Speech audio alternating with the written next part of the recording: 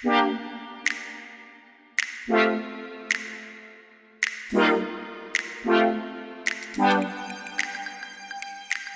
everyone, welcome back to The Mediator. I'm your host, Jonah St. Cloud. Thank you to everyone for listening. Obviously, we've got a lot to discuss today, and we're going to begin with these updates to Trumpcare released earlier this week. Okay, so there's 3 or 4 major changes to this, and let me just go ahead and read those off to you first.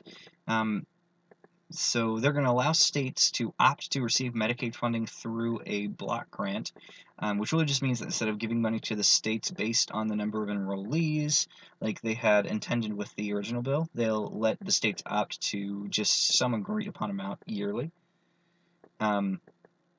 which means they can end up with either too much or too little money, depending on what they, get yearly. They also allowed states to create a work requirement for non-disabled people on Medicaid if they choose to do so, which really just means that if you want to, get on Medicaid, the states are allowed to require that you have a job before you can be on Medicaid if you don't have a disability. And then increase federal assistance funding to any states who choose to do this by 5%. They moved up the repeal of a lot of the taxes associated with Obamacare, so like the healthcare executives making over $500,000 and all that kind of stuff. They moved that up to be repealed in 2017 rather than 2018. They also set aside like $85 billion as well to help people between the ages of 50 and 64 afford their premiums, which are predicted to skyrocket under this law. It's such a terrible bill, really. It just makes me cringe. Who thought of this bullshit? Come on, it's a fucking joke. Ever since Obamacare was passed, we've been begging for this to be repealed, and the Republicans came in and they told us that they were going to be our knights in shining armor, and they were going to repeal it, but of course, because Washington is a worthless cesspool of horrible ideas, they're going to ignore that promise and make something even worse than what they were supposed to be repealing. This bill sucks. It will always suck. Paul Ryan can shove it up his ass. And, I'm sorry for the vulgarity, but this really just makes me mad. What makes me even angrier, though, is that they go to revise it to try to make it more appealing, and this is what they come up with? Not that they should revise the plan because premiums will skyrocket, but just allocate some money to help subsidize the premiums, to help people pay for the skyrocketing premiums. If you know you're going to be making the premiums unaffordable, then why the hell would you not just scrap the plan? Or use Rand Paul's plan. Everybody likes Rand Paul's plan. Or all the Republicans like Rand Paul's plan. Go to hell, Republicans. Honestly, just go to hell at this point.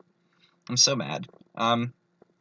Anyway, the House is scheduled to vote on it on Thursday, so I imagine that'll be the end of it, and because I don't see any way that they're going to get the 216 votes they need to pass it.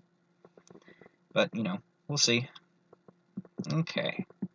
So there was also this tape that was released of Paul Ryan from right after those Access Hollywood tapes of Trump all the way back from when we were doing the election stuff. He was pretty much saying that he wouldn't try to defend Trump. This was the direct quote. He said, quote, "I'm not going to defend Donald Trump. Not now, not in the future," unquote. Pretty much that he was going to focus on congressional races instead was his thing. Look, this was my sentiment during pretty much the entirety of the election, from the point that we elected Trump in the primaries, that we should focus on the lower races rather than worrying about the presidential race. But I think pretty much everyone kind of knew already, too, that, this was kind of Paul Ryan's feeling on the matter. But I really think that what's most important here is why this was released months after the election, The only reason it makes sense to me to release this tape is to sow the seeds of discontent between the Trump wing and the Ryan wing of the party. So, I could see someone on the left maybe having released this, but I can also see maybe like a Steve Bannon type releasing this, because he's got a lot to gain from separating Trump and Ryan. It's clear that Trumpcare had strong Paul Ryan influences on it, So maybe it could be a reminder from Bannon that Trump doesn't like him, to get him to move away from his influence. Who knows? Obviously, that's all just speculation. Um, but the fact is that this just confirms what we already knew, so it's not really anything important like people want to pretend it is. Okay, so this was really big news this week. Tomi Lahren, that girl from the pro-Trump girl from The Blaze, who yells a lot at the left, she went viral when she was talking about Colin Kaepernick and the not standing for the national anthem thing. So her show got suspended from The Blaze after she went on The View, and she said this, quote, "I'm pro-choice, and here's why. I'm a constitutional, someone who loves the Constitution. I am someone that's for limited government, so I can't sit here and be a hypocrite and say I'm for limited government, but I think that the government should decide what people do with their bodies. I can sit here and say that as a Republican, and I can say, you know what? I'm for limited government, so stay out of my guns, and you can stay out of my body as well." Okay, now obviously she was attacked a lot for this. So in response, she took to Twitter and said, "I have moderate, conservative, and libertarian views. I'm human. I will never apologize to anyone for being an independent thinker." Then Glenn Beck actually jumped on her, the founder of The Blaze, so her boss, responding to her on Twitter saying, "Wait, libertarian views? Help me out on Trumpcare, stimulus, and executive orders. Trump is anything but libertarian. Hashtag intellectual honesty." Which I'm not really sure if he exactly understood what she was saying in her tweet, but whatever. And he also retweeted a video that supposedly showed her flip-flopping on this issue, where she said, quote, "The pro-choicers are supposed to be about rare and safe abortions. That's how they avoid sounding like straight-up baby killers, by acknowledging that abortion is not a positive thing and a difficult choice. Then we have Lena freaking Dunham out there, wishing she could have murdered a fetus. Wishing for the option to kill your child doesn't exactly say much about the cause, her character, or the pro-choice movement." That was from her show, Final Thoughts. Now, I'm going to be as fair about this as I possibly can to her, because I'm nothing if not honest. First of all, this didn't strike me as a flip-flop. This quote that supposedly proves that she's pro-life prior doesn't really say she was pro-life. Look, there's two groups of pro-choice people. There's like the crazy ones, like Lena Dunham, who wish they could kill their babies and glorify abortion like it's some kind of wonderful act of God. And then there are, others who acknowledge that it's undesirable, and not necessarily something that they would want to do. Don't like it personally, but also don't see a fetus as human necessarily until it exits the womb, and a lump of cells until then, and get out of my body sort of thing. Tomi is the latter, which is a fairly reasonable argument, not one that I agree with, but it's at least one that I can respect, that side of the pro-choice. She wasn't arguing for pro-life in this quote. She was arguing for that. She was just saying that pro-choice people should still acknowledge that abortion isn't a good thing if they're going to argue that it should be legal. Second, if the Blaze suspended her specifically for this viewpoint, which it's not clear why they suspended her show, they didn't really release any official statement regarding that. They shouldn't have. If CNN fired someone for expressing a right-wing viewpoint, the Blaze and Glenn Beck and people around them would have been all over them, and rightfully so. If you're mad that she called the right hypocrites on this issue, just remember this is how she talks to the left on every single one of her shows. Don't dish it if you can't take it. And, that applies to everyone on the right who went crazy, attacking her about this as well. She's entitled to have a different opinion than you just as much as anyone else is. Okay, so there were two sets of hearings this week. One was Neil Gorsuch's nomination hearings, and the other was James Comey about Trump's wiretapping claims. So let's start with Gorsuch's hearings, though. So these have been going phenomenally. Of course, all the Democratic senators had to start by being obnoxious and whining about Merrick Garland, saying it was unprecedented for them to have not held a hearing for him, and all the same stuff that they were saying a year ago. But I just want to say this real fast. It really wasn't unprecedented for them to have denied Obama the opportunity to appoint someone. I mean, at the end of the Bush administration, the left thought that a Supreme Court vacancy was going to be opening up, and Joe Biden came out and said that it would be wrong to fill any vacancy during an election year, and this became known as the Biden rule. So no, Republicans shouldn't have followed said rule, but it doesn't mean that it was, unprecedented or something that gives the left the justification to deny Trump the right to appoint someone. Anyway, Gorsuch is just a phenomenal guy.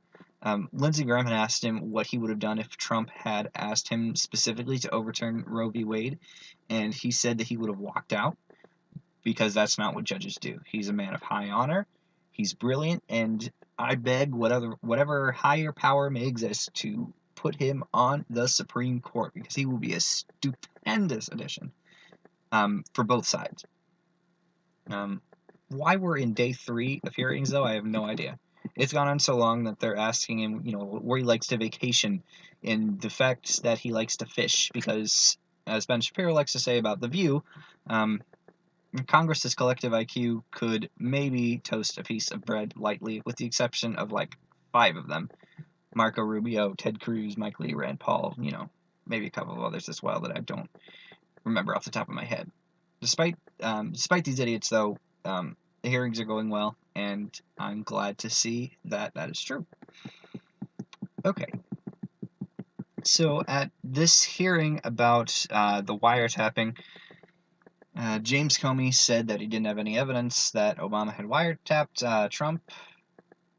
This kind of just confirmed what I had already kind of assumed, or what most people had assumed. But like I said before, this is still about the Patriot Act. And I want to point out as well that pro-Trump people need to stop taking him at his word for stuff. I mean, if he won't present any evidence and the FBI says it isn't happening, then maybe it's justified when people call it a conspiracy theory. And, something that you don't want the President of the United States to be discussing as if it's factual information.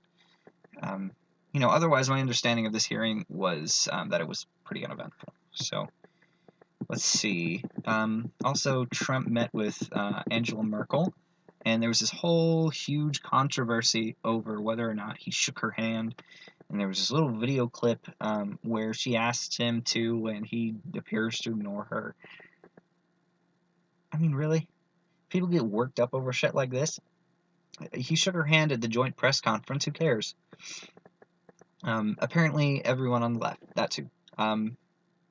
Maybe he didn't hear the request. It was a loud room. Who knows? Maybe he zoned out. What difference does it make, really? Why don't you focus on stuff that's actually important? Just a thought. But of course, in this press conference, he starts to talk about the wiretapping, and Angela Merkel just gives him this priceless look of I'm sorry, what? And it was great, completely justified, obviously. And I did want to let you know, too, that Geert Wilders and friends did lose the Dutch election by wide margins, which kind of shows the limit of how far this global populist movement is going to extend, and, that's really a good thing. Wilders would have put the entirety of Europe in massive turmoil. So, yay for that. Also, Trump told a rally in Louisville, Kentucky this week that he was preparing a new executive order, or maybe a set of executive orders, directed to help the coal miners and the coal industry. And these should be coming out pretty soon, supposedly, so it'll be interesting to see what that looks like. Let's see. Barron and Melania are getting ready to move into the White House as well. It looks like they're scheduled to arrive in June. As you know from my show on Monday, I'm really not fond of the fact that the taxpayers are having to pay millions to protect them in New York City, rather than in the White House where they should be, so I'm glad this is happening. Alright, so Judge Derek Watson of Hawaii, he's the judge that suspended Trump's new updated travel ban, saying that it was a Muslim ban, even though it really isn't. And apparently the government asked him to clarify his ruling on this, and he declined. Look, to me, this guy isn't even a judge at this point. He's a pundit with a gavel instead of a microphone. You can't make legal rulings based on, perceived intent of the law. You can make legal rulings only based on the laws themselves. I mean, even so, what does it hurt for him to clarify? Nothing. But, I mean, he's not really worried about the legality of it. He just doesn't like it conceptually, so he's gonna help. He's not gonna help him to craft an order that meets his arbitrary legal requirements. So whatever. All right. So the French elections are coming up, and there was a debate recently as well. The top two contenders are Marine Le Pen and Emmanuel Macron. Marine Le Pen, you may have heard, is really one to watch out for here. So apparently Marine pretty much inherited this National Front Party from her father, Jean-Marie Le Pen, and he was this fascist thug in Paris at the end of World War II. But apparently he gave an interview in which he dismissed the Holocaust as trivial and called the gas chambers just a detail of history. Anyway, he decides to run for some local elections back in 2015, and Marine, his own daughter, and the president of the party he founded, threw him under the bus, stating that he was in a spiral between a scorched earth strategy and political suicide, quote unquote. And also, quote, the National Front doesn't want to be held hostage by his coarse provocations. So Father Le Pen withdrew from the race, saying that he didn't want to damage the movement, and that's kind of how she initiated her bid for the 2017 race. She really isn't a good person. She wants to ally with Russia instead of the U.S. She thinks multiculturalism is ruining the country, and she has a Wilders, Geert Wilders type approach toward Islam, which really is just not good for the world as a whole. The way French elections work, though, is they typically do that in 2 rounds. So round 1 is just all the candidates, and then the top 2 candidates go on to round 2 if nobody in round 1 gets more than 50% of the vote. It looks like Le Pen is going to make it to round 2, but she's also going to lose at that point to Macron, who is much more of a centrist. But these are just the polls that show this. So, I mean, as we saw with Trump, the actual outcome may be very different. Macron's lead is about 20% at the moment, though. So it'll be tough for Le Pen to regain that kind of ground, especially on her bigoted platform and the fact that her party is a fringe party, not at all mainstream. But anyway, it looks like round 1 of these elections is happening April 23rd, and then round 2 happens on May 7th, so it'll be interesting to see what happens. All I'll say is fingers crossed for Macron, not that I would like him under normal circumstances, but he's a lot better than Marine Le Pen at least. So. Okay, so then we have this stupid video from Snoop Dogg where he mock assassinates Donald Trump. Okay, a lot of people on the right are outraged about this, and pretty much rightfully so. The question you have to ask yourself is this. If this were happening to someone on your side of the aisle, would you be okay with it? So lefties, if someone like Ted Nugent did a music video where they assassinated Obama in the same manner that Snoop Dogg did, would you be okay with it? If not, then you really shouldn't be okay with this either. I mean, if you're okay with both, then great. Your values differ from my own, but at least you're being consistent. But it's important that you stand up for principles, not party, because I can almost guarantee that most of the people that are defending Snoop Dogg and saying that he did nothing wrong would not have been as, ready to defend, somebody on the right who had mock assassinated Obama and put him in a clown outfit. So stand up for respecting the president, not just respecting your preferred president. Let's see. There was also a terror attack in the UK Parliament today, near the UK Parliament, I'm sorry. Very sad. My heart goes out to the victims, obviously. Looks like there are 5 dead, including a cop and the alleged shooter. According to Fox, more than 40 injured. Apparently it was another vehicular attack. They drove through pedestrians on Westminster Bridge. The cops were luckily able to kill the perpetrator outside of Parliament. There was apparently a story from the UK saying that it was an Asian man that was responsible for the attack, which was later proved false, upon seeing the dead perpetrator's videos. And a lot of people on the right are getting on this, but I mean, really, guys, I mean, give them a little bit to grieve. I mean, give them a little bit of time to grieve. I'm sure they didn't mean to get his ethnicity wrong. It's not like the news prides itself on being blatantly factually incorrect. I mean, it's obvious that sometimes they fib, but I mean, come on, really? You really think that they would go that far? I don't think so. Not if they want to survive. All right, so the last topic of the day. Apparently, Ivanka Trump was given security clearance, but no actual position. And I don't know about you, but I would have been mad if Chelsea Clinton was given security clearance. So it seems to me that we should be just as angry about Ivanka getting clearance, especially when she has no real reason to be there. She wasn't elected or appointed to a position, so nobody knows what she's there for. She's just there with access to national secrets. Really, it's another issue of ideological consistency, though. So if you dislike this situation for the other party, you should dislike it for this one. Though obviously, if you have no problem with Chelsea Clinton having, access to, national security secrets, if Hillary Clinton were president, then, that's obviously your opinion. So, cool. All right. Thanks for listening, everyone. Remember to donate on patreon.com/themediator. So patreon.com/themediator, TheMediator. Rate and review on iTunes, all that jazz. Join us this Friday. We're going to be going through Trump's cabinet and kind of giving a rundown on everyone who's in it and, their background and such, because not a lot of people are fully aware of the administration outside of, the few that we hear about all the time, the more controversial ones. So, yeah, I'm Jonah St. Cloud, and this has been The Mediator.